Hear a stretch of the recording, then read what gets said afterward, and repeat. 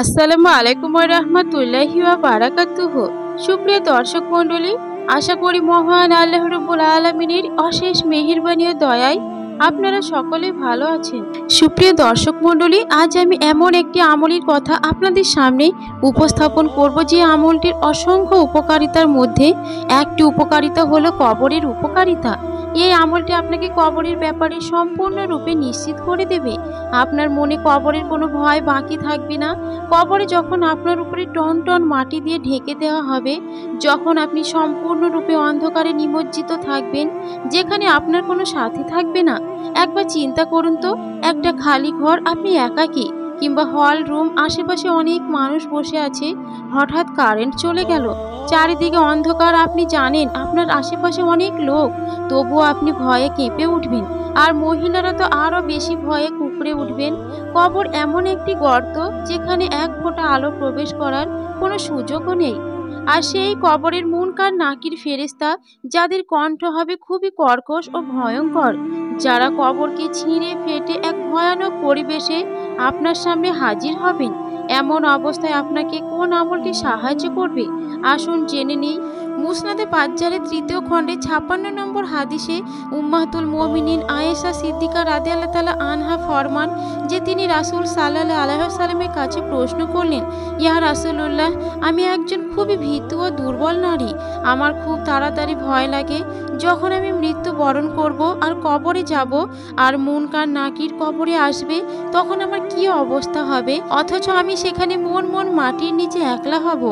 এক রেওয়ায়াতে আছে, মুনকার নাকির এমন ভীতিকর অবস্থায় আসবে যে জমিনকে নিজের দাঁত দ্বারা ছিঁড়ে ফেটে আসবে, যাদের দাঁতগুলো ভয়ঙ্কর, চোখগুলো হবে বড় বড়, চোখগুলো হবে টকটকে লাল, যাদের আওয়াজ হবে খুবই ভয়ঙ্কর।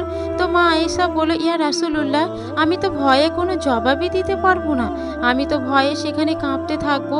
তখন নবী করিম সাল্লাল্লাহু আলাইহি ওয়াসাল্লাম জবাব দিতে গিয়ে সূরা ইব্রাহিমের ২৭ নম্বর আয়াত তেলাওয়াত করলেন, ইউসাব্বিতুল্লাহুল্লাযিনা আমানু বিল কওলিস সাবিতি ফিল হায়াতিদ দুনিয়া ওয়া ফিল আখিরা আইয়ুদিল্লুল্লাহুজ জালিমিনা ওয়া ইয়াফআলুল্লাহু মা ইয়াশা।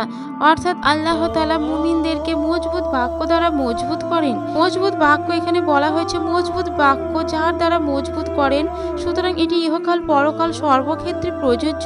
পরকাল দ্বারা এখানে হাসর নসর সব সামিল, এবং আল্লাহ জালিমদেরকে পথভ্রষ্ট করেন। আল্লাহ তাআলা যা চান, আল্লাহ তাআলা যা ইচ্ছে তাই করেন।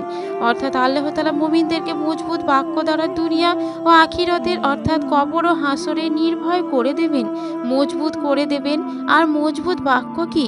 কওমুস সাবিতা বা মজবুত বাক্য, যে বাক্য দ্বারা মুমিনগণ দুনিয়ায় কবরে হাসরে নির্ভয় হয়ে যাবে, মজবুত ও সুদৃঢ় থাকবে। আর সেই ব্যাপারে আল্লাহর বাণী একই সূরা ইব্রাহিমের ২৪ নম্বর আয়াতে আল্লাহ তাআলা সুস্পষ্ট সেই মজবুত বাক্য সম্পর্কে ধারণা দিয়েছেন। সেটি হলো, তুমি কি লক্ষ্য করো না আল্লাহ তাআলা কেমন উপমা বর্ণনা করেছেন? কালেমা তাইয়্যিবা হলো পবিত্র বৃক্ষের মতো, তার শিখর মজবুত এবং শাখা প্রশাখা উত্থিত।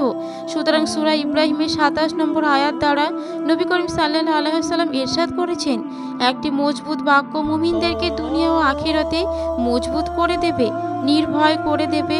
যে মুমিন এই মজবুত বাক্যের যথাযথ আমল করেছে, সে দুনিয়ায়ও নির্ভয়, আখিরাতেও কবরে হাসরে মজবুত।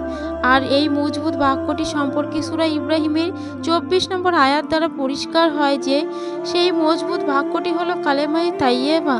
সুতরাং যে মুসলমান নিজেকে মুসলমান বলে দাবি করে কিন্তু কালেমায়ে তাইয়্যিবার তাকাজা পূরণ করেনি, মুখে কালেমা পড়েছে কিন্তু আমলে এই কালেমার কোনো হক আদায় করেনি, তারা কবরে মজবুত হতে পারবে না।